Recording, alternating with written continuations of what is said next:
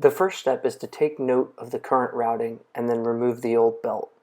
Once you get an idea of how the belt is routed, use a 16mm nut and turn it clockwise, aka toward the driver side, which will release the tension and allow you to go ahead and remove the old belt. Just slip it off the alternator there, and then you can completely remove the old belt.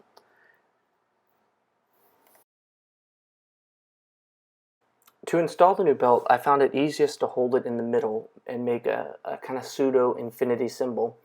Then put the left loop on the crankshaft, and the right loop will go underneath the tensioner and then around the air conditioner. Once those are on, move the tensioner with the 16mm bolt, and then you'll be able to slip the top portion onto the alternator, and then you're good to go once you release the tension again, but release the tension slowly.